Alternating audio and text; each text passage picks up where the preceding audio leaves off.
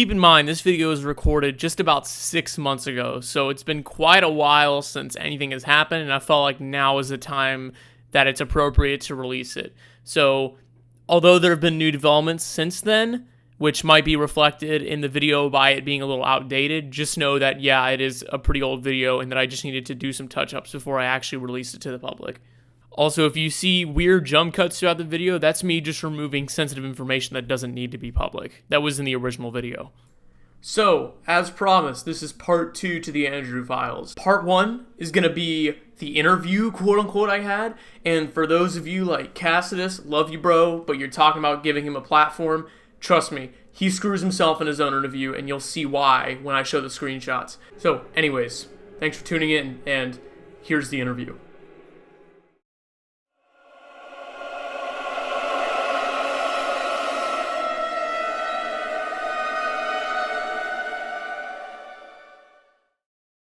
So I'm going to be going through each of the chat logs, mostly verbatim and through every single one that we went through, because the interview's not that long. He just said his part, which is really dumb, all the stuff he said, and I'll be sure to bring that up and point out areas where he's trying to manipulate me and make me believe that he's a victim instead of being the person he actually is.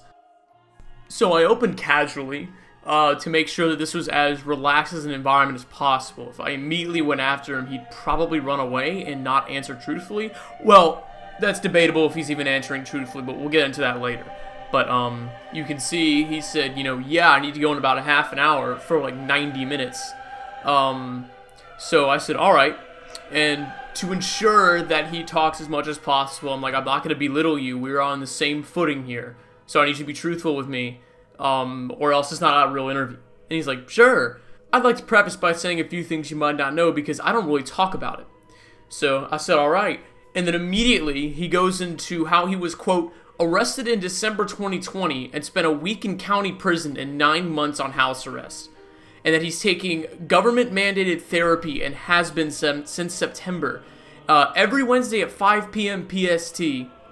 And that he's a registered sex offender and will be for 10 years.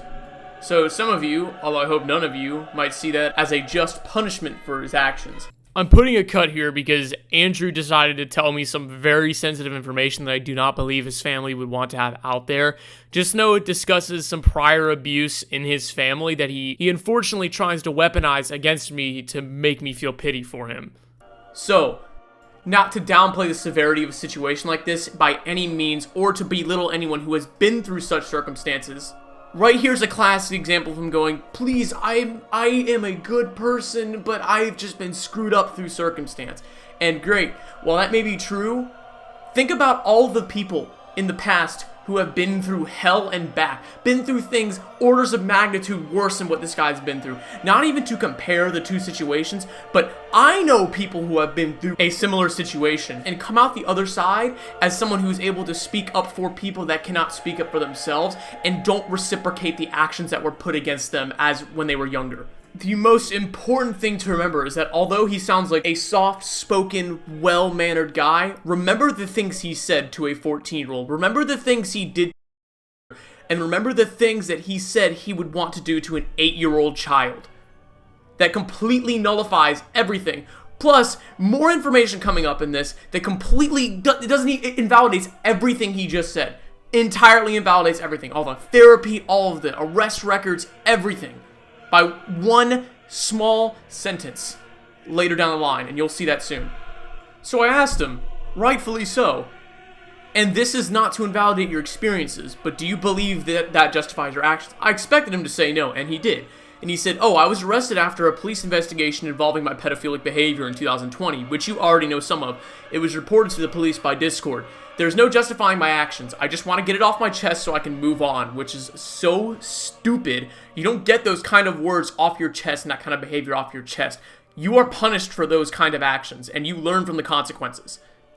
And then he goes, I was planning to make my own post about it when my probation was over, actually.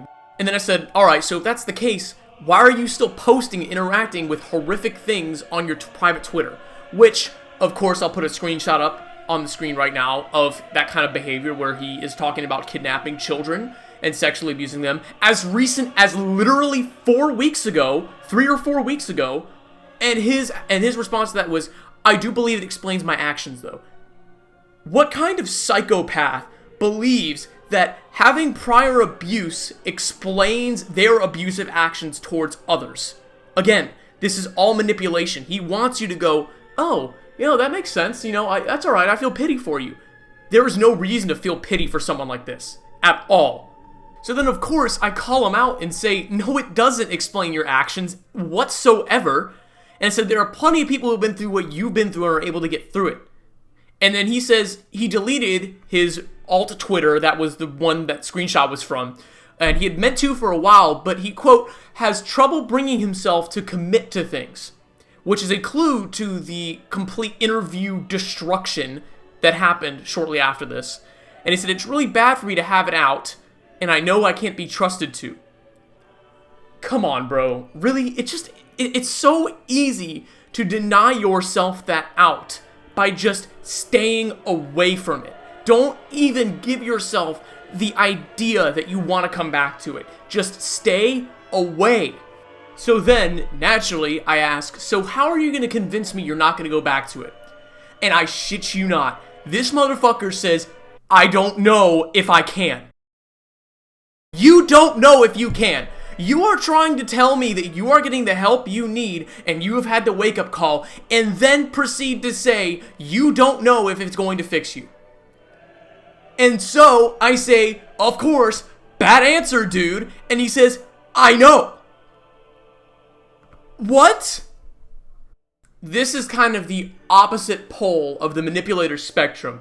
One where he's trying to get you to feel pity or sympathy for him, and the other where he's using this false recognition of fault by saying, I don't know if I can fix myself, so we go, well, at least he's honest, so that's it, we don't care anymore.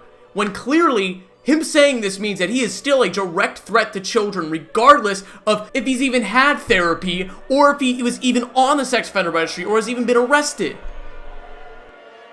So then I keep prodding him, asking if the comments he made towards the victim in the last video were what got him arrested, or if it was other things, and he says, I don't know for certain what got me arrested because that's the police business, which is fair. I doubt he knows why the police went after him because it's Discord sent the actual request to the police, but he says, I just know I was arrested for possession of illegal pornography and that it was Discord that passed the info on to the police, which means that very, very likely he knows where he can find this material on Discord and will continue to make accounts and get into these spaces and has no ability to prevent himself from creating more outs for his addiction and his problem.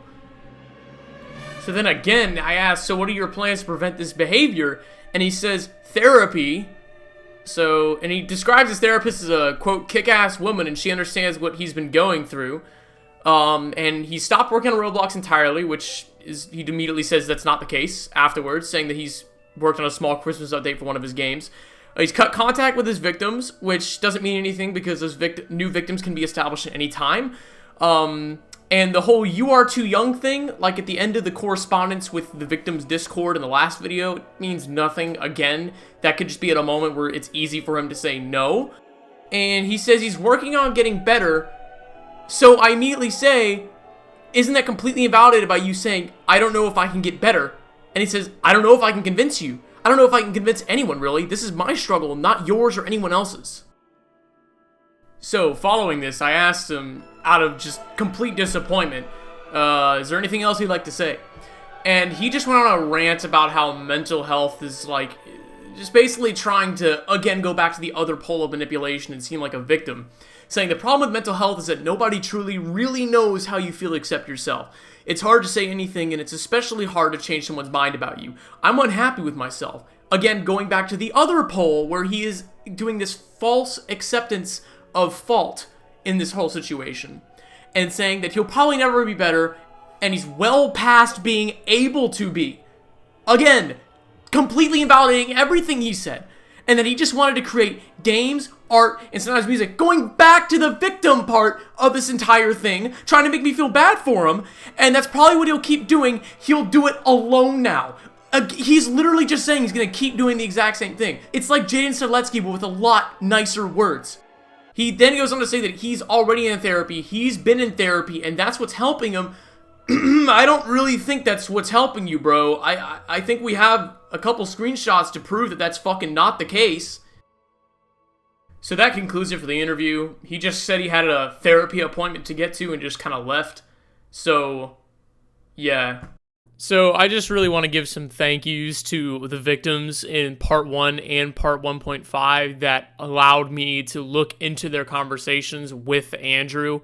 And I know that's an extremely challenging thing to do, which is why I'm so thankful. You've helped potentially tens of other people who have been through Andrew's torture already, but were too afraid to speak out due to the horrifying subjects that these conversations covered. I also want to give thanks to the YouTubers that have helped me spread the word, such as RubenSim, as well as various other drama channels that helped to spread the news. And although, of course, the first video was terrible, this video wasn't great either, I will say, speaking, 6 months later, having refined my speaking style a little bit. But just know that I seriously appreciate every single one of you that has watched this series and helped get the word out, because this has been so important to helping predators stay off the site by knowing that eventually they will be caught no matter how well they hide themselves, with Andrew being one of the strongest examples of a predator completely hiding themselves from both their main platform and a secondary lifestyle. So if you watched to the end, I appreciate you very much. And again, if you would like to speak up about things that have happened to you, first, contact the relevant authorities or adults, and then you can come talk to me if you'd like to just have someone to talk to. But especially if you want your voice to be heard, please contact me at Screechy #3703. I'd be happy to listen to you. But other than that, that's going to conclude this video, and I seriously thank you guys for watching.